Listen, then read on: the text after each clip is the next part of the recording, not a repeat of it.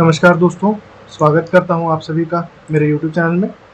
और आज जो हम क्वेश्चन देखने वाले हैं वो अच्छा खासा डिफ़िकल्ट सवाल है, क्योंकि इसमें 2-3 मैथ्स के कॉन्सेप्ट्स को मिला के एक सवाल बना दिया गया है।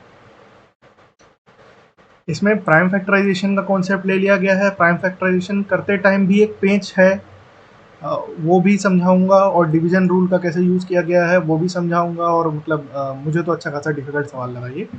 ऊपर देखने से आसान लगता है, लेकिन जब बनाने जाएंगे तो बहुत सारे इसमें छोटे छोटे फाइन पॉइंट्स हैं। ठीक है। सवाल कुछ इस प्रकार है कि let X be a positive integer, ये ध्यान देंगे, पॉजिटिव भी है और इंटीजर भी है। ठीक है।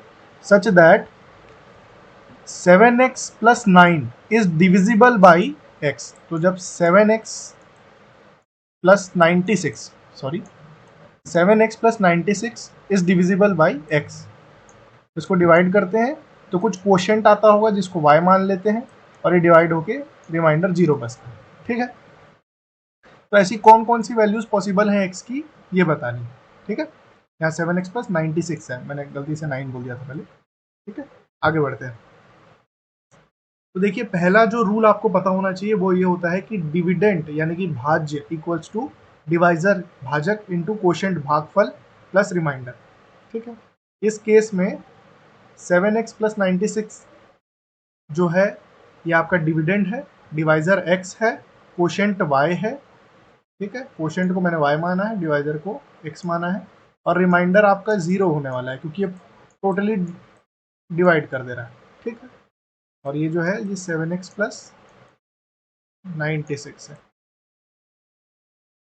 ठीक है। चलिए आगे बढ़ते हैं।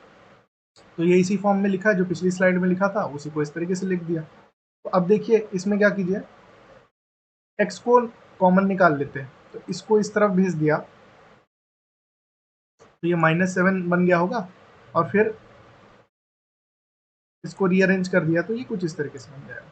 ठीक है। ये यहाँ पे आके -7x बना होगा। फिर अपन ने क्या किया, x कॉमन निकाल लिया तो y -7 बना होगा। ठीक है। और फिर y -7 को नीचे भेज दिया तो ये क्या बन गया, 96 डिवाइडेड बाई y-7। अब इस फ्रैक्शन को बड़े ध्यान से देखिए, 96 डिवाइडेड बाई y-7। इसमें देखिए दो दो तीन तीन चीज़ें इंपॉर्टेंट है। x की वैल्यू जो भी होगी वो हमेशा एक पॉजिटिव इंटीजर होगा। x एक पॉजिटिव इंटीजर वैल्यू होगा। ठीक है।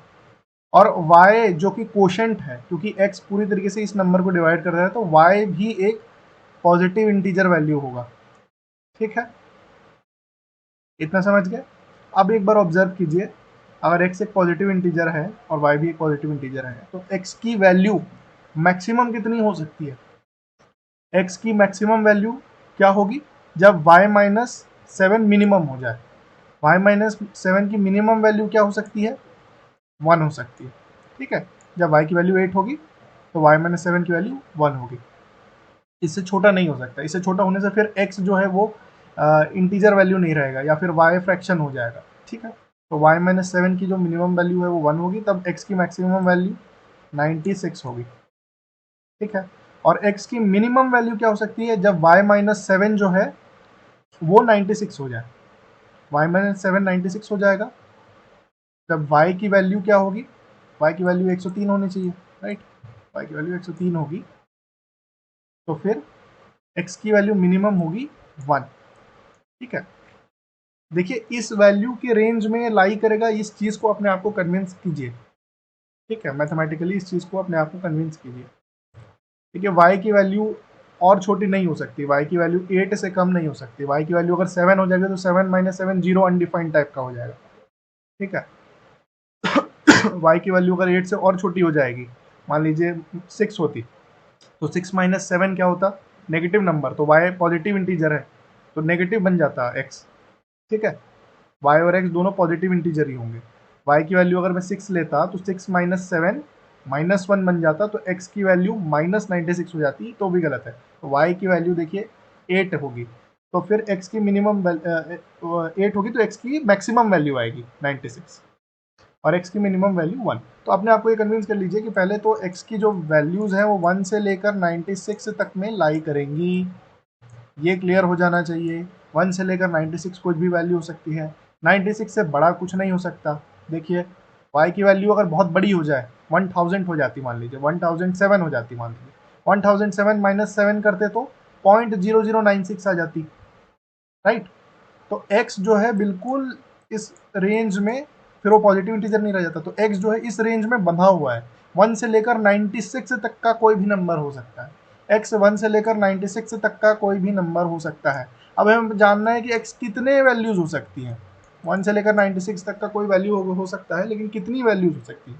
तो अगर वो 96 तक का मैक्सिमम वैल्यू ले सकता है, ठीक है, तो 96 के प्राइम फैक्टर्स निकाल लेते हैं, है ना।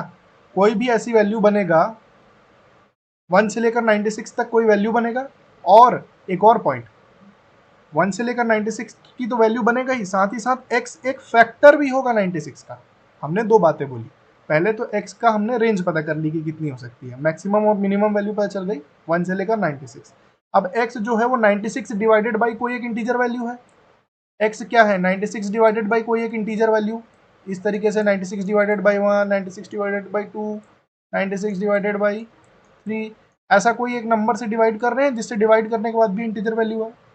तो x क्या हम बोल सकते हैं कि 96 का एक फैक्टर होगा? बिल्कुल होगा।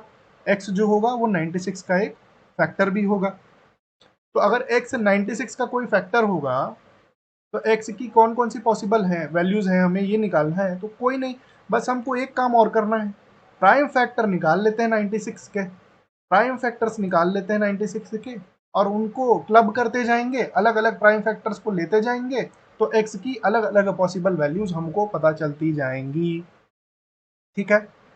जैसे कि 96 के पहले प्राइम फैक्टर्स लिखिए। अब प्राइम फैक्टर लिखते टाइम 1 को लिखना ना भूलें, 1 भी एक फैक्टर है, भले ही प्राइम नंबर नहीं है, लेकिन 1 भी होगा, क्योंकि x की वैल्यू 1 से लेकर 96 तक जाएगी, इसीलिए, ठीक है।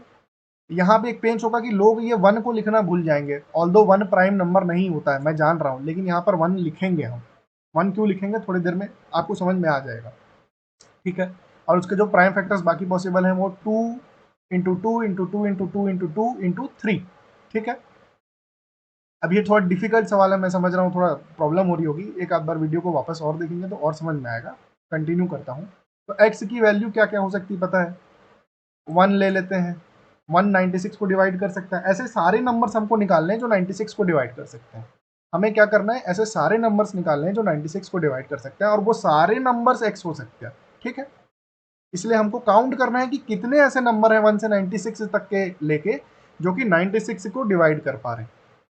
तो 1 होगा, इसीलिए 1 को लिखा गया है यहाँ पे 1। फिर बाकी सारे तो उसके प्राइम फैक्टर्स के कलेक्शन होंगे, 2 ले लिया, फिर 2 इंटू 2 ले लिया, फिर 2 इंटू 2 इंटू 2 ले लिया, ऐसे करके लिखते गया, 2 इंटू 2 इंटू 2 इंटू 2 ले लिया, फिर 2 5 बार ले लिया, तो ये क्या नंबर बन रहा है, 1 2 4 8 16 32, ये सारे नंबर 96 को डिवाइड करते हैं। अब 3 के साथ इनके कॉम्बिनेशन को ले लिया, तो क्या क्या बनेगा, 3 6 6 भी 96 को डिवाइड करेगा, 12 भी 96 को डिवाइड करेगा, 24, ठीक है, 48 और 96, ऐसे कितने नंबर बन गए, ऐसे 1 2 4 8 16 32 96 48 24 6 12 6 एंड 3 12 नंबर्स ऐसे बन गए। नेक्स्ट स्लाइड में मैं बताता हूँ कि y की क्या क्या वैल्यूज रही होंगी ऐसे, जिससे कि ये x के 12 वैल्यूज हमें मिले होंगे। देखिए x की वैल्यू 96 तब रही होगी जब y की वैल्यू 8 आएगी, x की वैल्यू जब 48 रही होगी तो y की वैल्यू 9 रही होगी। y की वैल्यू ऐसे जरूरी नहीं है, बट क्यूरियोसिटी से के लिए मैंने बता दिया।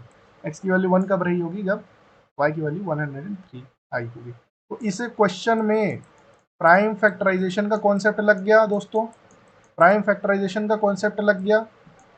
इस क्वेश्चन में डिवीजन रूल लग गया।